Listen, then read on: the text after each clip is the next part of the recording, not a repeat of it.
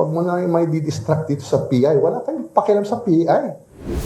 At ang sino man magsabi na walang paki ang Senado sa usaping ito, isa lang ang masasabi ko, walang gamot sa kakapalan ng mukha mo.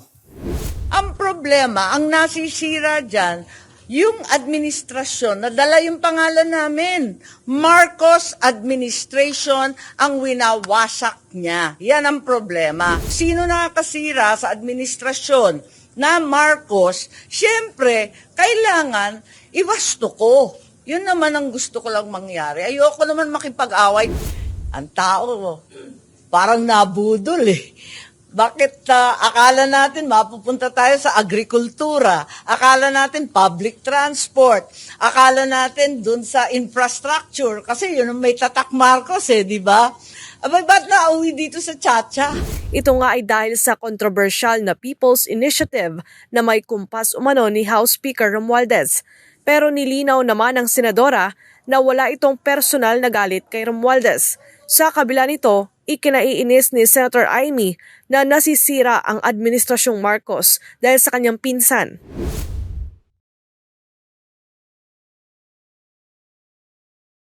Huwag mo na may didistract dito sa PI. Wala kayong pakialam sa PI. At ang sino man magsabi na walang paki ang Senado sa usaping ito, isa lang ang masasabi ko, walang gamot sa kakapalan ng mukha mo.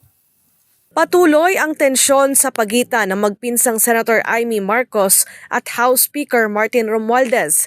Ito nga ay dahil sa controversial na People's Initiative na may kumpas umano ni House Speaker Romualdez. Pero nilinaw naman ng senadora na wala itong personal na galit kay Romualdez. Sa kabila nito, ikinaiinis ni Senator Amy na nasisira ang Administrasyong Marcos dahil sa kanyang pinsan. Ang problema, ang nasisira dyan, yung administrasyon, nadala yung pangalan namin. Marcos Administration ang winawasak niya. Yan ang problema. Gulo at pagkalito lang umano ang dulot ng political at peking initiative, kaya dapat ay itigil at ibasura na ang mga pirma upang di na magamit pa. Sa halip ay mag-umpisa sa tamang paraan at kumonsulta sa taong bayan sa prosesong gagawin sa pagbabago ng konstitusyon. Ang tao, parang nabudol eh. Bakit akala natin mapupunta tayo sa agrikultura? Akala natin public transport? Akala natin dun sa infrastructure? Kasi yun ang may tatak Marcos eh, di ba? Abay, ba't nauwi dito sa Chacha? Iginiit ng senadora na wala itong ibang nais kundi maging maayos ang administrasyon ni Pangulong Bongbong Marcos.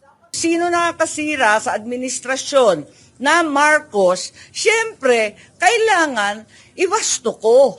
Yun naman ang gusto ko lang mangyari. Ayoko naman makipag-away.